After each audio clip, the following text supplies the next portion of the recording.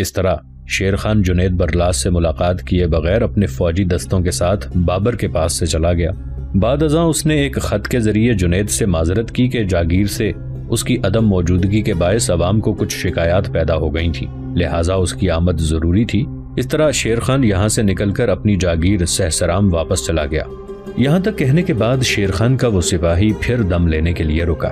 اس کے بعد وہ صاحب خان سے شیر شاہ سوری کے حالات کہتا چلا گیا۔ سن صاحب خان، بابر کے یہاں سے شیر شاہ سوری کے بھاگنے کی ایک وجہ اور بھی بتائی جاتی ہے، اور وہ یہ کہتے ہیں کہ ایک روز ایک دعوت میں بابر کی موجودگی میں شیر خان کو چینی کی تشتری میں مچھلی کھانے کو دی گئی۔ شیر خان اس کھانے سے ناواقف تھا، اس نے فوراً اپنے خنجر سے اس کو کاٹا اور کھانے لگا۔ بابر قریب ہی سے کچھ دیکھ رہا تھا، اس نے اپنے وزیر میر خلیفہ کی توجہ اس طرف دلائی اور یہ کہا کہ اس نے ایک سے ایک عالی مرتبہ جلیل القدر بہادر افغان دیکھے ہیں، لیکن آج تک کسی اور افغان نے اسے متاثر نہیں کیا۔ بابر نے اپنے وزیر میر خلیفہ کو یہ بھی تاکید کی کہ وہ شیر خان پر متواتر نگاہ رکھے۔ میر خلیفہ شیر خان کی جانب سے بابر کو یقین دلاتا ہے کہ شیر خان نیک طبع اور نیک سرشت ہے، اس کے ساتھیوں کی تعداد اتنی زیادہ نہیں ہے کہ اس کی جانب سے کسی قسم کا خطرہ پیدا ہو۔ شیر خان اس سرگوشی سے متفکر ہو گیا تھا، اپنے خیمے میں لوٹ کر اپنے ہمراہیوں سے اس کا مشورہ کرتا ہے اور چپ چاپ بھاگ کھڑا ہوتا ہے۔ بابر کو مجلس میں شیر خان کی عدم موجودگی کا احساس ہوتا ہے تو وہ شیر خان کو بلانے کے لیے آدمی بھیجتا ہے تو یہ معلوم ہوتا ہے کہ شیر خان بھاگ گیا ہے۔ وہ اپنے وزیر میر خلیفہ سے ناراض ہو جاتا ہے۔ کہتے ہیں شیر خان واپس سہسرام لوٹتا ہے اور جنید برلاس کی خدمت میں بیش قیمت تحفے اور سوغات بھیج کر اپنی غیر حاضری کا بہانہ پیش کرتا ہے، اور اسی وقت یہ خیال ظاہر کرتا ہے کہ نہ تو مجھے مغلوں پر کوئی اعتبار رہ گیا ہے اور نہ ہی مغل میرا اعتبار کرتے ہیں۔ اب وقت اور حالات کا تقاضا یہی ہے کہ میں دوبارہ بہار کے حکمران بہار خان کے پاس چلا جاؤں۔ یہاں تک کہہ کر شیر شاہ سوری کا وہ سپاہی صاحب خان سے پھر کہہ رہا تھا، صاحب خان، شیر خان چاہتا تھا کہ بہار خان کے ساتھ ایک بار وہ تعلقات استوار کرے، لیکن اسے یہ بھی معلوم تھا کہ بابر کی ملازمت میں چلے جانے کے بعد بہار خان اس کے خلاف ہو چکا ہوگا۔ دوسری طرف محمد خان کوشش کر رہا تھا کہ شیر خان کے بھائی نظام خان کو سہسرام سے بے دخل کرنے کے لیے بہار خان سے اجازت حاصل کرے۔ ان مشکل حالات میں شیر خان نے افغانوں کو متحد اور منظم کرنے کی جدوجہد شروع کر دی۔ اس مقصد کے لیے وہ ایک بار پھر بہار خان کے دربار میں پہنچا۔ اس نے شیر خان کو خوشامدید کہا اور ایک بار پھر اپنے لڑکے جلال خان کا سرپرست اور اتالیق مقرر کر دیا۔ کچھ عرصے بعد ہی بہار خان وفات پا گیا۔ اس وقت اس کا لڑکا جلال خان کم عمر تھا، چنانچہ اس کی والدہ نے جلال خان کے نگران کے طور پر کام کرنا شروع کر دیا اور شیر خان کو بچے کا اتالیق رکھا۔ اس طرح 1528 میں شیر خان کو اپنی تمام قوت مجتمع کرنے کے لیے ایک اور اچھا موقع ہاتھ آیا۔ جلال خان کی والدہ کی وفات کے بعد شیر خان کے ہاتھ اور مضبوط ہو گئے، اس لیے کہ جلال خان برائے نام لیکن شیر خان عملی طور پر بہار کا بادشاہ تھا۔ شیر خان نے افغانوں کی قوت یکجا کرنے کے لیے تگ و دو شروع کر دی، لیکن سب سے بڑی مشکل یہ تھی کہ شیر خان کی بڑھتی ہوئی قوت کے باعث بہت سے افغان اس کے خلاف ہو چکے تھے۔ شیر خان کا خیال تھا کہ جب تک بہار اور بنگال بابر کے خلاف متحدہ محاذ قائم نہ کریں، دونوں کا زندہ رہنا مشکل ہو جائے گا۔ دوسری جانب ان دنوں بنگال کا حکمران سلطان محمود تھا اور اس کی سرحدیں بہار کے ساتھ ملتی تھیں۔ سلطان محمود شیر خان کو اچھی نظر سے نہیں دیکھتا تھا، ویسے بھی اس کی نظریں بہار پر جمی ہوئی تھیں۔ بہار کے اصل حکمران جلال خان کی کم عمری سے وہ فائدہ اٹھانا چاہتا تھا، لیکن وہ شیر خان کی صلاحیتوں اور اس کی قوت کا صحیح اندازہ نہ لگا سکا۔ ان حالات میں بنگال کے حکمران سلطان محمود نے بہار پر حملہ کر دیا مگر شدید نقصان اٹھایا۔ شیر خان نے بڑی قوت سے اس کا مقابلہ کیا اور اسے بدترین شکست دی۔ بہار فتح کرنے کی جگہ اپنے گھوڑوں، ہاتھیوں، اسلحے اور خزانے سے بھی ہاتھ دھو بیٹھا۔ جنگ سے پہلے شیر خان نے سلطان محمود کے سپہ سالار قطب خان کو یہی مشورہ دیا کہ جنگ کی جگہ صلح کا راستہ اختیار کر کے شیر خان سے مل کر مغلوں کے خلاف محاذ قائم کرے، لیکن قطب خان نے اسے شیر خان کی کمزوری پر محمول کیا۔ آخر جنگ ہوئی اور بنگال کے حکمران سلطان محمود اور اس کے سپہ سالار قطب خان کو بدترین شکست کا سامنا کرنا پڑا۔ اسی اثنا میں بہار کے نوعمر حکمران جلال خان کے دربار میں شیر شاہ کی مخالفت بڑھتی چلی گئی اور سازشوں کا جال پھیلتا چلا گیا۔ شیر خان کے مخالف افغانوں نے اس سازش میں جلال خان کو بھی اپنے ساتھ ملا لیا۔ جلال خان کو شبہ تھا کہ اگر شیر خان کو راستے سے نہ نکالا گیا تو ایک دن وہ خود بہار پر قابض ہو جائے گا۔ چنانچہ ان سب نے مل کر شیر خان کو قتل کرنے کا منصوبہ بنا لیا، لیکن شیر خان کو اس منصوبے کے بارے میں پہلے ہی اطلاع مل چکی تھی۔ جلال خان کو ناکامی ہوئی تو اس نے بنگال کے حکمران سلطان محمود سے گٹھ جوڑ کر لیا، حتیٰ کہ کچھ عرصے بعد اس کی اطاعت بھی قبول کر لی۔ بنگال کے حکمرانوں کے لیے اس سے بہتر اور کون سا موقع ہو سکتا تھا؟ شیر خان کی عداوت میں جلال خان اتنا بھی نہ سمجھ سکا کہ وہ اپنے ان دشمنوں سے مصافحہ کر رہا تھا جو اس پر فوج کشی کر چکے تھے۔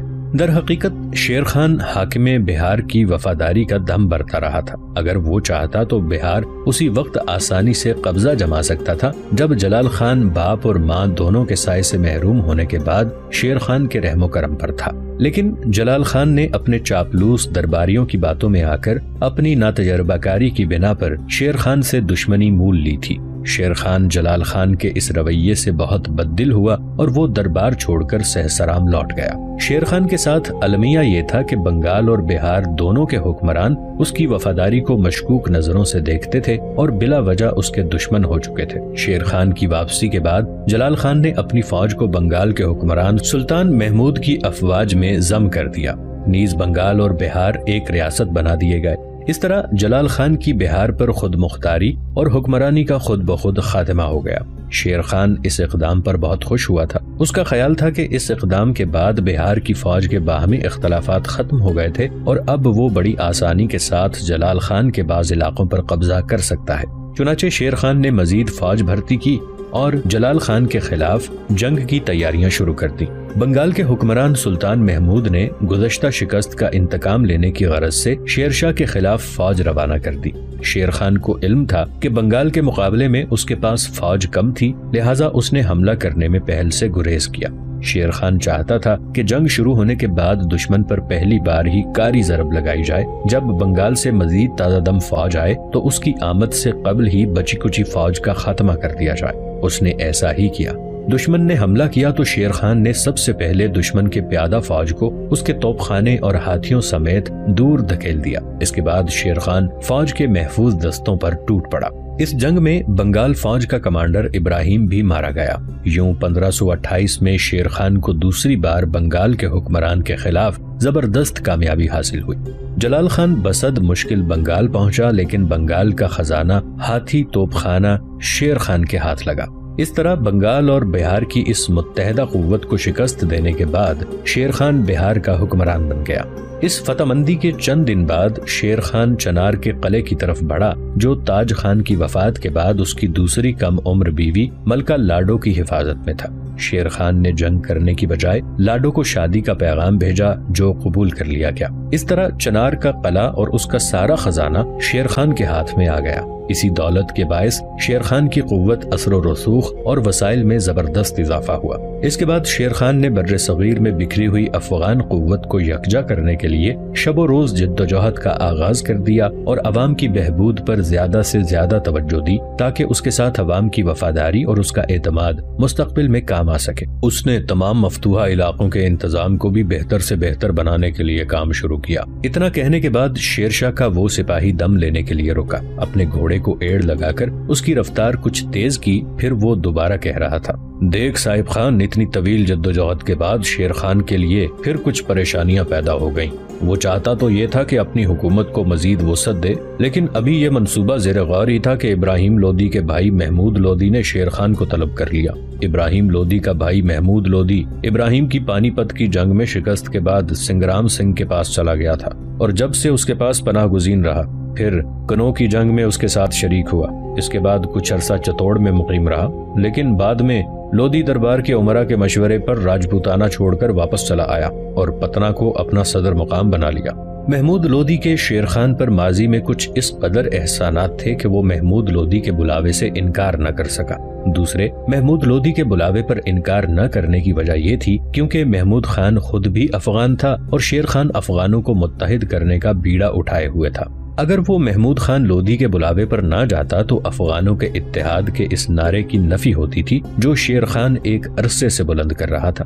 یوں محمود لودھی نے اس کے لشکر کے ساتھ مغلوں کے خلاف جنگ کرنے کے لیے پانی پت کی مہم میں حصہ لینے کے لیے طلب کیا تو شیر خان نے پیغام بھیجا کہ فی الحال اس کا لشکر جنگ کے لیے پوری طرح تیار نہیں ہے، لہٰذا وہ کچھ دیر بعد روانہ ہو سکے گا۔ اس موقع پر محمود لودھی کے افسروں نے یہ باور کرنے کی کوشش کی کہ شیر خان چونکہ مغلوں کی ملازمت میں رہ چکا ہے لہٰذا وہ ان سے وفاداری کے طور پر ہیلوں بہانوں سے کام لے رہا ہے۔ ان افسروں نے محمود لودھی کو یہ بھی مشورہ دیا کہ اگر اس جنگ میں آپ شیر خان کو اپنے ساتھ ملانا چاہتے ہیں تو اود جانے کے لیے سہسرام کا راستہ اختیار کیا جائے تاکہ شیر خان کو اپنا لشکر ہمراہ بھیجنے پر مجبور کیا جائے۔ محمود لودھی نے اپنے ان افسروں کی تجویز کو قبول کر لیا اور پھر وہ سہسرام کے راستے اود کی طرف روانہ ہوا۔ شیر خان نے محمود لودھی کا شاہانہ استقبال کیا، چپ چاپ اپنے لشکر کے ہمراہ اس کے ساتھ ہو لیا۔ اس وقت بابر اپنے بیٹے ہمایوں کی علالت سے پریشان تھا، اسے کسی دوسرے مسئلے پر توجہ دینے کی فرصت نہ تھی۔ محمود لودھی نے اس حالت سے فائدہ اٹھایا، دریائے گنگا کو اس نے عبور کیا، لکھنؤ پر اس نے قبضہ کر لیا۔ اسی دوران بابر وفات پا گیا اور ہمایوں تخت نشین ہوا۔ جب ہمایوں کو آگرہ میں لکھنؤ ہاتھ سے نکل جانے کی اطلاع ملی تو اس نے جونپور کی طرف پیش قدمی کی۔ 1532 میں یہ جنگ محمود لودھی اور ہمایوں کے درمیان ہوئی۔ اس جنگ میں محمود لودھی کو بدترین شکست ہوئی اور وہ فرار ہو کر بہار کی طرف چلا گیا۔ محمود لودھی نے پھر فوج منظم کی مگر دوبارہ اسے ناکامی ہوئی، آخر وہ اڑیسہ چلا گیا اور کچھ عرصے بعد وفات پا گیا۔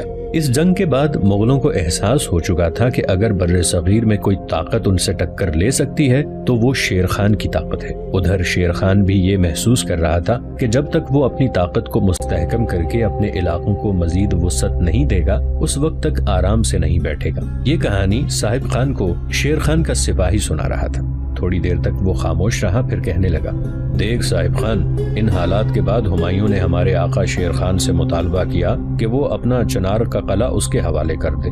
شیر خان نے جب ہمایوں کا مطالبہ تسلیم کرنے سے انکار کر دیا تو اب صورتحال یہ ہے کہ ہمایوں ایک لشکر لے کر شیر خان کی سرکوبی کے لیے آگرہ سے نکل چکا ہے۔ یہاں سے چند فرلانگ آگے شیر خان اپنے لشکر کے ساتھ پڑاؤ کیے ہوئے ہے، وہ ہمایوں کی آمد کا منتظر ہے۔ دیکھیں ہمایوں کی آمد کے بعد دونوں کے درمیان کیسی ہولناک جنگ ہوتی ہے۔ اب ہم تمہیں اسی جگہ لے جائیں گے جہاں چند فرلانگ آگے شیر خان نے اپنے لشکر کے ساتھ پڑاؤ کر رکھا ہے۔ یہاں تک کہنے کے بعد وہ سپاہی خاموش ہو گیا، پھر صاحب خان کہنے لگا، دیکھ میرے بھائی، میرے عزیز، میں تیرا شکر گزار ہوں کہ تو نے میرے کہنے پر شیر شاہ کے حالات تفصیل کے ساتھ سنائے۔ شیر شاہ کے حالات سننے کے بعد میں امید رکھتا ہوں کہ وہ شخص میرے معاملے میں انصاف سے کام لے گا۔ جس شخص نے ایک اعلیٰ مقام پر پہنچنے کے لیے اس قدر جد و جہد، اس قدر مصائب برداشت کیے ہوں، میرے خیال میں وہ مجھ جیسے شخص کے ساتھ ظلم اور زیادتی نہیں کرے گا۔ دیکھ میرے بھائی، اب میں بخوشی اور اطمینان قلب کے ساتھ تمہارے ساتھ شیر خان کی خدمت میں حاضر ہونے کے لیے جاؤں گا۔ اتنا کہنے کے بعد جب صاحب خان خاموش ہوا تو شیر خان کا وہ لشکری پھر کہنے لگا، دیکھ صاحب خان، میں ایک بات اور تم سے کہتا چلوں، میرا خیال ہے تمہارے تعلقات قلعہ روہتاس کے راجہ چندرمل سے بڑے گہرے اور دوستانہ ہیں، پر اب ہر کرشن کی بھی عنقریب ہی کم بختی اور بدبختی آنے والی ہے۔ اس پر صاحب خان نے جواب دیا، دیکھ عزیز، میرے اس راجہ کے ساتھ نہ کوئی ذاتی تعلقات ہیں نہ اتنے گہرے روابط اور مراسم۔ میں اور میرا بڑا بھائی دونوں ہی ایک خانہ بدوش قبیلے کے سردار کے غلام ہیں۔ میرا باپ بھی وہیں ہمارے ساتھ ہے، اب وہ تمہارے سپاہیوں کے ہاتھوں مارا جا چکا ہے۔ جہاں تک راجہ ہرکریشن کا تعلق ہے تو میں گزارش کروں گا کہ خانہ بدوش قبیلے کے سردار کے غلام کی حیثیت سے میں اور اس کے دوسرے کارکن جنگلوں میں لومڑیاں پکڑنے کا کام کرتے ہیں اور ان کی کھالیں بیچتے ہیں۔ روہتاس کا راجہ ہرکریشن کھالوں کا سب سے بڑا خریدار ہے، بس اسی سلسلے میں وہ مجھے جانتا ہے۔ ویسے وہ مجھ پر مہربان ہے، مجھے بیٹا کہہ کر پکارتا ہے، اور میری کم بختی یہ ہے کہ میں اس کی بیٹی گنگا کو پسند کرتا ہوں، اور میری مزید بدبختی یہ کہ راجکماری گنگا مجھے ناپسند کرتی ہے، وہ کسی اور سے محبت کرتی ہوگی، یا ایک ہندو لڑکی کی حیثیت سے مجھے مسلمان سمجھ کر وہ اس قابل نہ خیال کرتی ہوگی کہ میری محبت کا جواب وہ چاہت اور محبت سے دے۔ یہ تو کہو تمہارا حاکم شیر خان کیوں روہتاس کے راجہ ہرکریشن کے خلاف حرکت میں آنا چاہتا ہے؟ اس پر وہ لشکری جواب میں کہنے لگا، دیکھ صاحب خان، جس وقت ہمایوں نے شیر خان سے اس کا قلعہ چنار مانگا اور شیر خان نے وہ قلعہ دینے سے انکار کر دیا تو شیر خان کو جب پتہ چلا کہ قلعہ حاصل کرنے کے لیے ہمایوں اس کے خلاف لشکر کشی پر آمادہ ہے تو ہمایوں کے خلاف شیر شاہ نے روہتاس کے راجہ چندرمل سے مدد طلب کی، لیکن چندرمل نے شیر خان کی مدد کرنے سے صاف انکار کر دیا۔ بس یہ بات شیر خان نے اپنے دل میں بٹھا رکھی ہے۔ और जब कभी भी उसे मुनासिब मौका मिला वो रोहतास के राजा हरकृष्ण पर हमला आवर होकर किला रोहतास हासिल करने की कोशिश करेगा। इस पर साहिब खान कहने लगा, अगर शेर खान ऐसा ही करे तो अच्छा है, इस तरह उसकी ताकत और कुव्वत में इजाफा होगा और वो अपनी सल्तनत को वुसअत देने में कामयाब हो सकता है। साहिब खान की इस गुफ्तगू के जवाब में शेर खान का वो लश्करी खामोश ही रहा। फिर उन्होंने अपने घोड़ों को अंगेख्त करने वाली एड़ें लगाई और अपनी रफ्तार पहले की निस्बत तेज कर दी। दरियाए गंगा और दरियाए करमनासा के संगम के करीब शेर खान ने अपने लश्कर के साथ पड़ाव कर रखा था। शेर खान के जासूसों ने उसे पहले ही आगाह कर दिया था कि उनके पास कुछ सिपाही इस नौजवान को पकड़ कर लाए हैं जिसने शेरशाह के कई सिपाहियों को मौत के घाट उतार दिया है। लिहाजा जिस वक्त साहिब खान को शेर खान के सामने पेश किया गया उस वक्त शेर खान अपने पड़ाव में एक चटाई पर बैठा हुआ था। उसके दाएं हाथ उसका बेटा कुतुब खान, दूसरा बेटा आदिल खान और तीसरा बेटा जलाल खान बैठे हुए थे, जबकि उसके बाएं हाथ उसके सालारों में से इस्माइल सूरी, हबीब खान कक्कड़, गाजी खान सूर, सुल्तान सरवानी, हैबत खान नियाजी, हाजी खान बरनी और बरहमी जीत एक दूसरे के शाने से शाना मिलाकर बैठे हुए थे। साहिब खान जब शेर खान के सामने लाया गया तो शेर खान थोड़ी देर तक उसे बड़े गौर से देखता रहा। फिर दाएं जानिब अपने तीनों बेटों को मुखातिब करके कहने लगा, मेरे बेटों, मेरे बच्चों, मेरे फर्जंदों, ये जो जवान खड़ा है बज़ाहिर आजिज और मस्कीन लगता है, लेकिन इसकी पेशानी पर मैं रातों को चहल कदमी करते सैयारों जैसी चमक, वुकू पजीर होने वाले डरावने मनाजिर जैसा इस्तक़लाल, आसमान से उतरकर कौमों को उधेड़ते अजाब जैसी जफाकशी, बज़्म हस्ती के बिन बुलाए मेहमान जैसी बेबाकी देखता हूँ। इसकी आंखों की तरफ देखो, इनमें सरमदी सुरमई धुंधलकों में बादलों की चादर ओढ़ती बरहम बिजलियों की सी लपक, मौसमों की झड़ती राख में ख्वाहिशों की उड़ती चिंगारियों जैसा समा है। इसके चेहरे पर फैली चमक को देखते हुए मैं कह सकता हूँ कि एक रोज ये तारीक रातों की हथेली पर अपने मुकद्दर का सूरज साबित होगा। अगर ये किसी लश्कर का सालार हो जाए तो हवा की लोह पर पहली अजान के बिखरते नूर की तरह उरूज हासिल करेगा। इस वक्त ये बेशक सहमे परिंदों की तरह खामोश, ठंडे सफेद अगर जैसा तर्ज दिखाई देता है, पर वक्त आने पर ये रेंगती शोर करती आवाजों और करवटें लेती चिंगारियों जैसा साबित होगा। यहाँ तक कहने के बाद शेर खान रुका, फिर साहिब खान से पूछा, तुमने मेरे आदमियों को क्यों कत्ल किया? साहिब खान जवाब में कहने लगा, देख फरीद खान, लोग तुम्हें शेर खान कहते हैं, मैं तुम्हें शेरशाह कहकर मुखातिब करता हूँ। जंगल में लोमड़ियों का शिकार करते हुए मैं और मेरे बाप ने देखा कि कुछ मुसल्ला जवान एक लड़की को बेइस्मत करने के दर पे थे। मैंने उस लड़की को पहचान लिया, वो मेरी जानने वाली थी। वो रोहतास के राजा हरकृष्ण की राजकुमारी गंगा थी। शेरशाह लड़की नायाब और अजीज है, लिहाजा मैं फौरन अपने बाप के साथ रोहतास के राजा हरकृष्ण की राजकुमारी गंगा को बचाने के लिए आगे बढ़ा। वो मुसल्ला जवान जो उसे उठाकर ले जाने की कोशिश कर रहे थे वो मुझसे और मेरे बाप से टकराए। बदकिस्मती से उनके साथ मुकाबले में मेरा बाप मारा गया, ताहम मैंने उन सबको मौत के घाट उतार दिया। राजकुमारी गंगा की मैंने इस्मत और जान बचाई और उसे उसके बाप के पड़ाव की तरफ भिजवा दिया। वो करीब ही शिकार की गरज से खैमाजन है। इसी दौरान आपके मुसल्ला जवानों ने मुझे घेर लिया और आपके पास ले आए। बस यही मेरा जुर्म और मेरा गुनाह है। अगर किसी लड़की की इज्जत बचाना जुर्म है तो मैं मुजरिम हूँ और सजा के लिए तैयार हूँ। साहिब खान की ये सारी गुफ्तगू सुनकर शेर खान कोई फैसला देने ही वाला था कि दो घुड़सवार बड़ी तेजी से वहां पहुंचे। अपने घोड़ों से उतरकर वो भागते हुए करीब आए और शेर शाह से कुछ कहने की इजाजत तलब की। शेर खान ने उन्हें अपने करीब आने को कहा। फिर उन दोनों में से जो ढलती हुई उम्र का था वो शेर खान के करीब आया और बड़ी राजदारी और सरगोशी में कहने लगा, देख शेर खान, मैं एक खाना बदोश कबीले का सरदार हूँ। मेरा नाम फिदाई खान है। ये नौजवान जो सामने खड़ा है जिसका नाम साहिब खान है, ये मेरा गुलाम है। शेर खान, क्या तेरे जहन में किसी ऐसे शख्स का नाम आता है जिसका नाम मलिक सुखा हो? इस पर शेर खान चौंका और कहा, हाँ, मैं मलिक सुखा को जानता हूँ, वो हमारा खानदानी गुलाम था।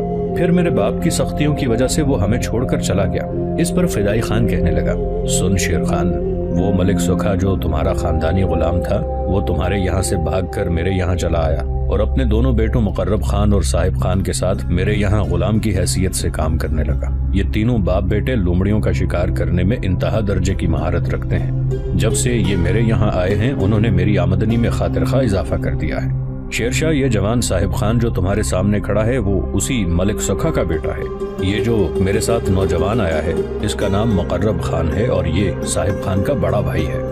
फिदाई खान के इस इंकशाफ पर शेर खान अपनी जगह से उठकर साहिब खान के बड़े भाई मुकर्रब खान के पास आया और उससे मुसाफा किया और फिर फिदाई खान कहने लगा, देख शेर खान, میں آپ پر یہ بھی انکشاف کر دوں کہ تمہارے جن مسلح جوانوں کو صاحب خان نے قتل کیا ہے وہ روہتاس کے راجہ ہرکرشن کی راجکماری گنگا کو اٹھا کے لے جانا چاہتے تھے، اسے بے آبرو اور بے عصمت کرنا چاہتے تھے، لہٰذا صاحب خان نے راجکماری کو بے عصمت ہونے سے بچایا۔